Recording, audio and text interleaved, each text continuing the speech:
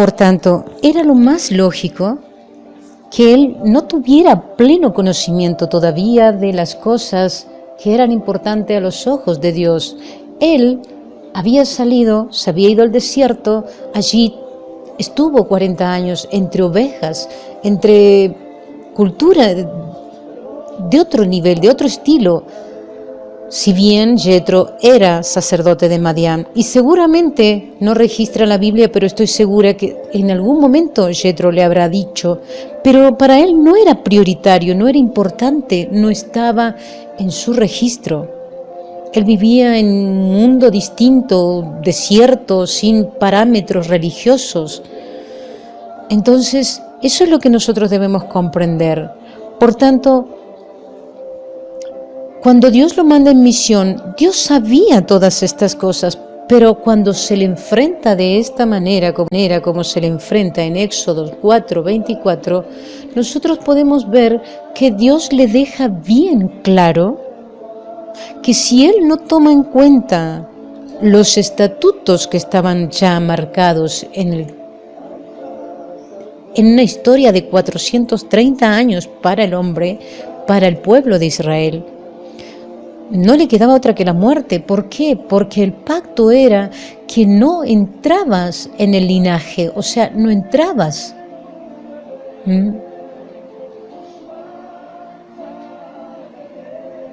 No había chance de que el hombre que no fuera circuncidado fuera parte del pueblo de Israel. Entonces, por eso es que Dios se presenta de esta manera. Ahora, lo curioso es que Séfora sabía de esto. Séfora quizás tenía conocimiento porque, ya les digo, su padre era un sacerdote, pero a su vez, porque el Espíritu Santo opera en todo momento, no solamente que opera ahora, siempre ha operado. Seguramente el Espíritu Santo impartió en ella ese temor y para que sepa qué era lo que estaba ocurriendo, cuál era la consecuencia de que había sido enfrentado a su esposo y nada más y nada menos que a muerte. Pero esto también a nosotros nos debe llevar a analizar hoy que si así en ese tiempo, cuando Dios le había dado una ordenanza al hombre, a Moisés, y después se le enfrenta para matarlo por algo tan importante, ¿no será que nosotros en este tiempo estamos siendo enfrentados a la muerte? Porque a lo mejor también hemos estado desatendiendo cosas que no tenemos todavía registradas. Moisés había pasado, ni siquiera había nacido en el tiempo de cuando habían sido dadas estas ordenanzas. Y no era que no tenía una relación, pero no tenía el conocimiento pleno, la revelación todavía de estas cosas. Les puedo dar garantía que no es lo mismo tener el conocimiento que tener la revelación. Por muchos años pasé por esa experiencia de conocer muy bien la palabra en muchos ítems importantes. Sí, y es más, me daba el trabajo y el lujo de predicarlas, de enseñarlas, sí, como algo veraz. Sin embargo, en varias cosas no me había amanecido de tal manera que, a pesar de que mantenía una comunión, una estrecha comunión con Dios, porque siempre fue mi fuego buscar cada vez más de Él, y siempre fui de buscar de madrugada y escudriñar la palabra y tratar de entenderla. Sin embargo, yo estaba violando estatutos que los leía y los tenía por conocimiento, parecía pleno, pero sin embargo no habían sido revelados en mi espíritu. Únicamente cuando fueron revelados en mi espíritu fue cuando realmente pude comprender cuánto yo estaba ofendiendo a mi Creador. Allí fue cuando nació en mí el terror por saber que estaba ofendiendo en gran manera y no estaba viviendo como Él me estaba mostrando que debíamos vivir en santidad. O sea, el valor de la santidad para mí, si tengo que poner una numeración del 1 al 10, y era un 3. Ese era el valor que tenía para mí la santidad. ¿Por qué? Porque ese bendito mensaje del bajo de la gracia, el enemigo se ha encargado de esconder varias cosas importantes y nos ha hecho creer y nos enseña de la misma manera como enseñó en el principio del tiempo. No ha cambiado Él para enseñar al hombre, sigue enseñando de la misma manera como enseñó en Génesis, cómo me enseñó y cómo nos engañó en Génesis 3. Si nosotros vamos a Génesis 3, vamos a descubrir, sabemos que Génesis 1 y Génesis 2 tiene el proyecto perfecto de Dios. El plan era maravilloso. Si no hubiera habido lo que pasó en Génesis 3, nuestra vida sería muy diferente. Pero debemos saber que allí el Señor, hasta el día de hoy, debemos comprender que el enemigo nos enseña de la misma manera y nos engaña de la misma manera. No ha cambiado y nos usa a nosotros mismos. Usa ministros, usa pastores, usa los títulos que quieran ponerse o ponerles. No me interesan los títulos, ¿sí? Pero sigue engañándonos y sigue usando al hombre para engañarnos. Y nos puede engañar, usarnos a nosotros mismos para engañarnos. En Génesis 3 tenemos el registro, ¿sí?, de la caída del hombre. Y todos la conocemos. Todos lo conocemos. Y dice así, yo les voy a compartir un pedacito para que podamos comprender que hoy sigue ocurriendo lo mismo y que por esta causa, por esta consecuencia, a nosotros hoy, como le pasó a Moisés, como le pasó a tantos hombres antes, a nosotros tampoco nos ha amanecido en muchísimas cosas.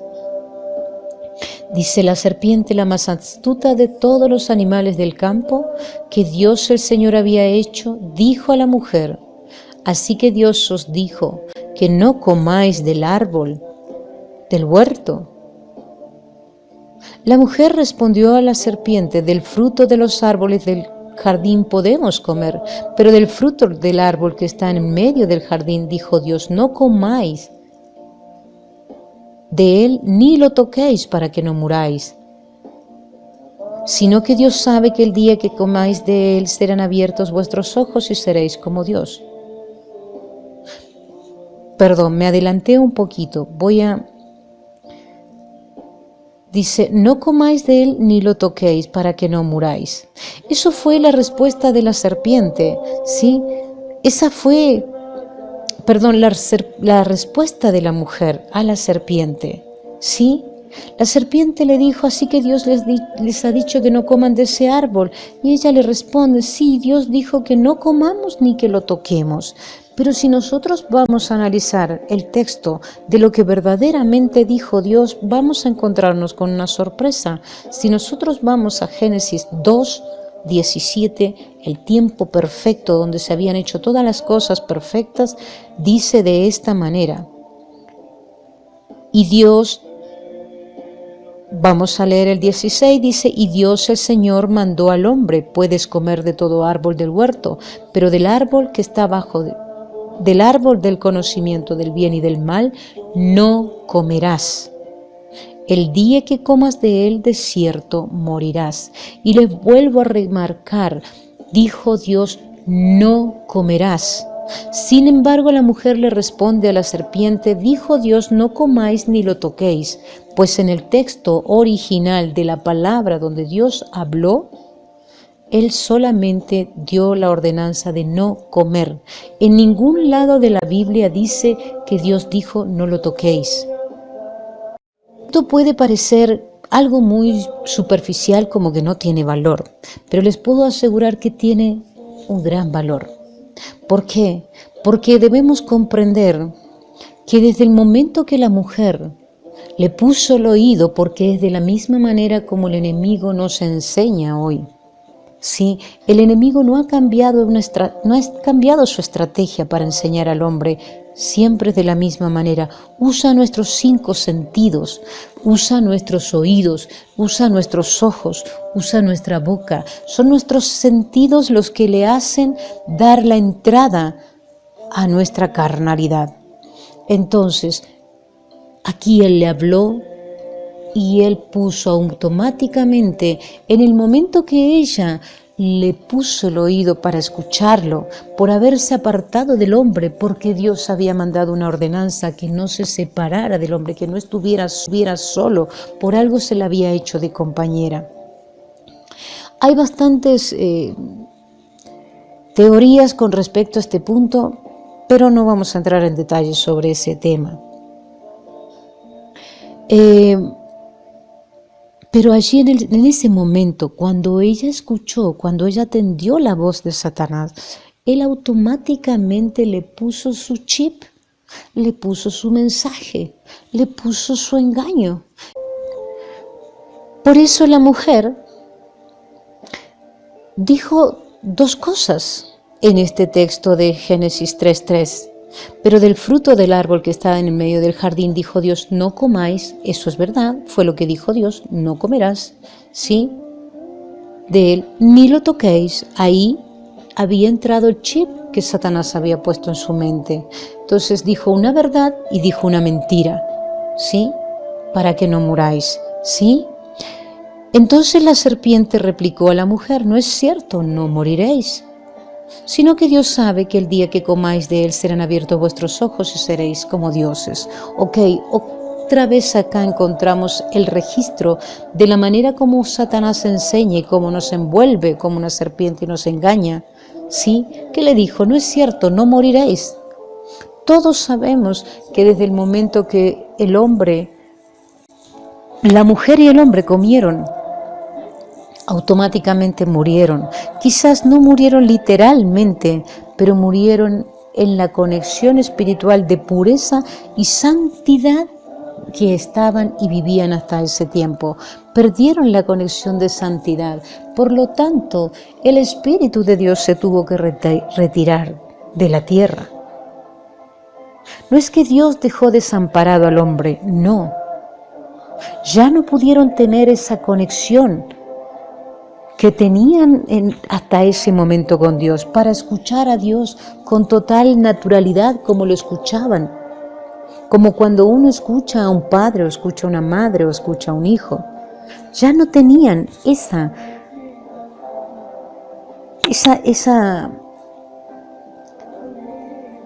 beneficio.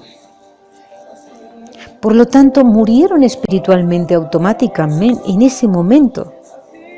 Con lo que pasó después fue consecuencia del deterioro nada más de la materia, pero murieron ellos y morimos nosotros. Entonces allí el enemigo volvió a actuar de la misma manera. Esa es su manera de actuar. Nos enseña mitad verdad y nos enseña mitad mentira. ¿Por qué? Porque después le dice, sino que Dios sabe que el día que comáis de él serán abiertos vuestros ojos y seréis como Dios, conocedores del bien y del mal. Ok, eso es verdad. Desde el día que comimos logramos discernir entre el bien y el mal.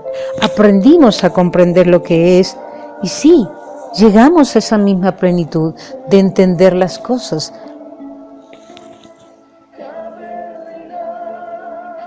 Entonces eso es lo que tenemos que tener en cuenta. Debemos saber discernir que Satanás conoce la palabra de Dios a la perfección, que a Satanás no le importa que se llene el planeta de iglesias en cada esquina o en cada cuadra, no le interesa. Lo que a Satanás sí le interesa y no quiere es que el hombre tenga pleno conocimiento de la palabra de Dios. Eso sí no quiere. Pero mientras el hombre viva ignorante, él lo puede engañar y arrastrar para el lado que él quiera. De esta misma manera, como hemos visto en Génesis 3, de esa misma manera sigue enseñando. Por tanto, podemos ver que en la historia que estábamos analizando antes con Moisés, podemos ver que él desconocía una parte de la verdad, una parte de lo que Dios había pactado con Abraham. Él lo desconocía, y Satanás tiene esa cualidad no solamente de engañarnos, sino también de hacernos creer que las cosas no son tan importantes. Sí están escritas, pero ya ha pasado el tiempo y ya no tiene peso, ya no tiene tanto valor. Eso pasó en ese tiempo. Y hoy no ha cambiado la historia. Hoy todo el mundo, en cada situación de crisis que se presenta en la tierra, Él nos va a confrontar de manera radical para que nosotros despertemos, para que nosotros reaccionemos de que no estamos haciendo las cosas bien. Si nosotros analizamos la palabra de Dios, vamos a ver que esa manera de actuar ha sido siempre en Dios. Siempre tenemos, desde Génesis a Apocalipsis, tenemos esa misma manera de manejarse. Lo podemos ver en el tiempo del diluvio. Él fue radical. Lo podemos ver justamente con las tribus, con las plagas. Él fue radical. O sea, Dios es radical. Lo podemos ver con Sodoma y Gomorra. Él es radical para hacerle comprender al hombre cuánto valor tiene su santidad. Entonces, hoy todo el mundo dice, no, pero estamos bajo la gracia, entonces bajo la gracia ya pareciera que la santidad quedó archivada, no sé, en el último cajón del mueble o directamente en el fondo del tacho de basura. Y no es así, gente bella, no es así. De la misma manera como el enemigo enseñó en el principio, ha engañado al hombre haciéndole creer a muchas denominaciones y a muchas personas en el transcurso de la historia que ya lo que más tiene valor es el Nuevo Testamento, que lo de antes ya es para el pueblo judío. Pero no nos damos cuenta a veces cuando hablamos que Dios no hizo pactos con el pueblo judío. Dios hizo pacto con el pueblo de Israel. Y que el pueblo de Israel fue el que fue diseminado por las naciones por rebelde. Y que fue del pueblo de Israel el que él se divorció. Y que fue al pueblo de Israel que le dio carta de divorcio, como lo vemos en Oseas, ¿sí? Como hay muchos registros de los libros proféticos, ¿sí? Que nos hablan de estas cosas, ¿sí? Que fue al pueblo de Israel justamente por los cuales vino, como él dice, yo vine por las ovejas perdidas de Israel.